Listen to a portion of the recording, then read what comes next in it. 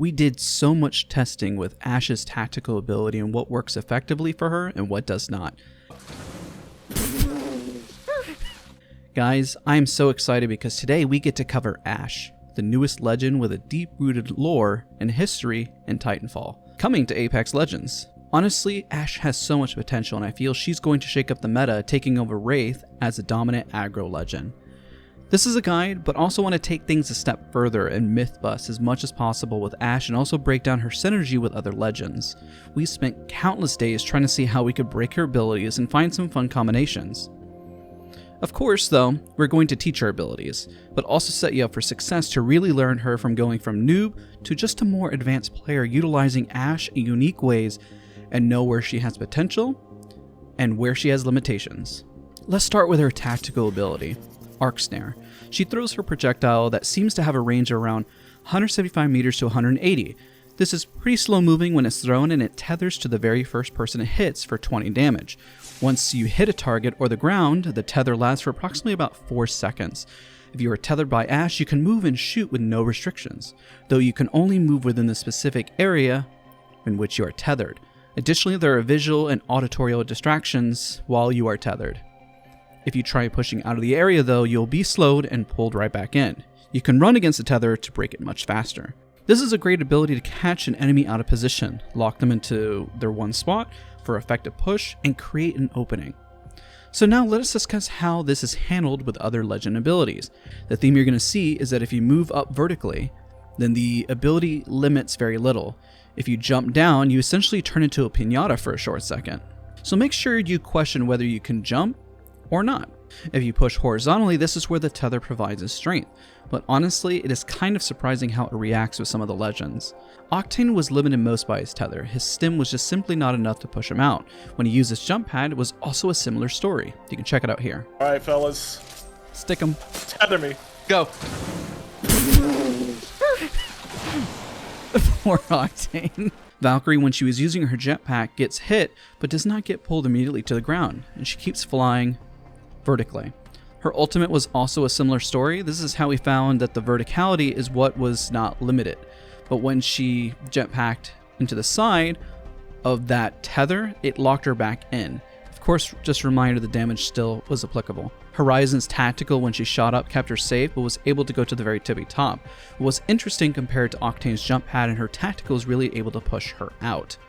Anything with a teleport was also able to get out easily, meaning Loba was able to move out, and same with Wraith's tactical. Rampart's walls acted as what was intended to be a wall. Now once she placed the wall down, the tether does not hit. If you move past the wall into a line of sight, you immediately get tethered. Caustic Barrel, while it does act like a wall in some scenarios, was not acting as a wall when we tested it. And of course, the Gibraltar Bubble acts as a wall. Now if his bubble is in the air and the bottom is exposed, then of course it does hit. What was interesting was Pathfinder's zip shoots right through. So if you're using his ultimate ability, you can zip line right through, and also Pathfinder's tactical, whenever you Q away, has a strong push like Horizon's tactical. The theory that I have is that if the momentum keeps pushing forward, it's able to break easily. If it's a one-shot immediate push like a jump pad, then it tends to stop it and pull it back. Bangalore, for example, sprint felt similar to Octane's stim. It was very hard for her to push out of it. Something interesting we found, you can tether a crypto drone to it and fly it to attack somebody. That was really strange. Remember though, once the tether hits, it only lasts for a second, so you really need to coordinate this attack. Just as a reminder, Watts' ultimate naturally counters Ashe's tactical. Mirage's Bamboozle does not count as a person, so if you want to figure out which one is a real Mirage, just throw it to the center and wait for Ashe's tactical to tether. It was mentioned if someone is in the air, it will drag them back down to the ground, but in this initial testing was not able to replicate it with Valkyrie. Perhaps this is something if somebody is just jumping, further testing is required in a live environment. Now let us break down her ultimate ability, Phase Breach. This is hands down the best looking ultimate in the game. Ashe tears open a one-way portal that she immediately takes. Her teammates can follow shortly after. Her Phase Breach does not last as long as Wraith's portal. And remember, if you're pushing, once Ashe pops her ultimate, she does take it.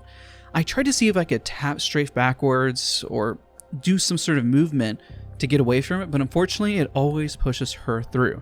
So when you use it, you need to be 100% sure that you want to take it because there is no going back. This makes for some creative plays to take height and has a range of approximately around 160 meters to around 165, give or take. This is not a sneaky move based on how loud the ultimate is and the visual flares that keep popping up afterwards.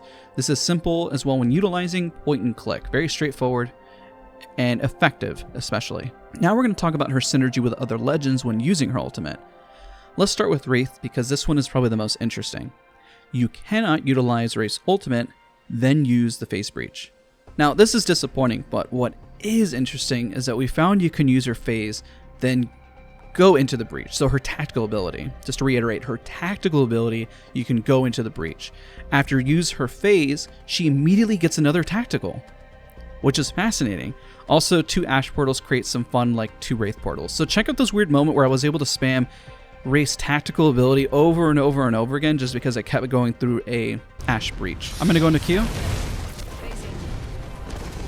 Oh my god, I'm stuck! Going into phase. Wait. Going into phase. Going into phase. Going into phase. Going into phase. Oh my god. Going into phase. Okay, there actually is something really quick. So overall, what you saw is quite interesting. At this point though, when you use her phase breach, you can use Wraith's tactical, then her ultimate, then get some distance. You can block off, just a reminder, the other end of the ultimate of being pushed, use caustic barrels, Gibraltar ultimate. Just treat this as a Wraith port, but remember that you can use it as bait because it's only a one-way street, because once they come and push you, that's it. The jump pad, you can use her ultimate while in the air. This creates some crazy distance. And also her breach stays in the air so enemies and friendlies can use it. This also works when flying up on Horizon's tactical. When you're flying forward, remember if you're in the air, you can use her ultimate. Oddly, you cannot use her ultimate while on a zipline. You need to have her arms available to complete the animation. This is a reminder, if she has her weapon out, then you can essentially use her ultimate. But also remember, if something acts like a wall, it will block you from making the phase breach. Also, Revenant push can take Ash's phase breach, so that's interesting. If you're mid-air, you have your hands free on the weapon, just remember to keep that in mind because you can use 1000 IQ plays. That's huge. So now let us wrap up with her passive ability Marked for Death. It has 2 parts to it. Part 1 is when an enemy dies, an icon will appear on Ash's map with a death box location. These icons will disappear over time.